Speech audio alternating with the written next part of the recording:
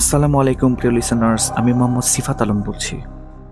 আজকের ঘটনাটি আমার সাথে শেয়ার করেছেন আব্দুল নামের একজন রিকশাওয়ালা। চলুন সরাসরি ওনার কাছেই চলে যাই।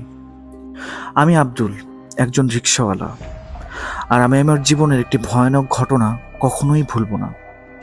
এটা হয়তো বা আপনাদের বিশ্বাস হবে না, কিন্তু আমি যা বলছি তা একদম সত্য।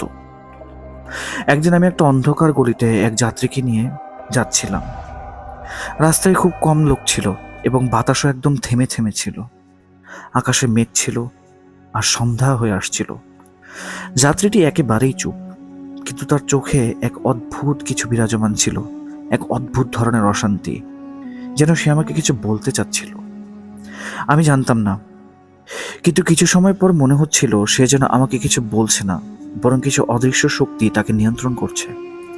আমি রিক্সা চালাচ্ছিলাম, হঠাৎ দেখি সে যাত্রী আমার দিকে মুচকি হেসে বলল, তুমি জানো না আমি কে?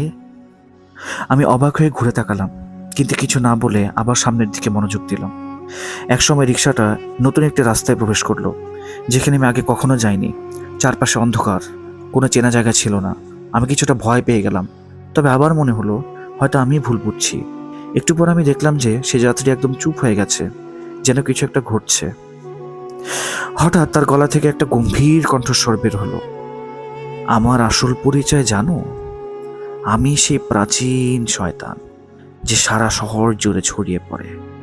তার চোখের দিকে তাকে আমি পুরোই অবাক হয়ে গেলাম। সে যেন কোনো এক অশুভ শক্তির অধিকারী ছিল। আমি তাড়াতাড়ি রিক্সা চালিয়ে যেতে শুরু করলাম, কিন্তু কিছুতেই তাকে ছাড়াতে পারছিলাম না। আর তার হাসি আমার মাথার ভেতরে ঢুকে যাচ্ছিল। আমি যতই চালিয়ে যাচ্ছিলাম ততই তার উপস্থিতি বাড়তে লাগলো। এক পর্যায়ে রিক্সা আবার থেমে গেল। আমি পেছনে তাকালাম, কিন্তু যাত্রীটি নেই। চারপাশে সব কিছু নীরব। আমি কিছুতেই বুঝতে পারছিলাম না কোথায় গেল সে। তার সেই অশুভ হাসি আমার মাথায় তখনও বাজছিল।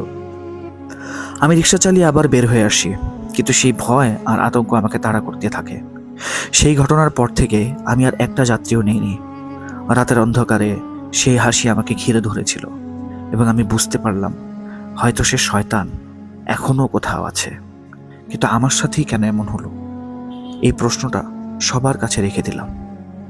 এখনও যতবার আমি সেই পথ দিয়ে যাই, মনে হয় কেউ ফিরে আসবে, আর আমি যদি আবারও তার সামনে পড়ি, হয়তো কখনো বেরিয়ে আসতে পারবো না।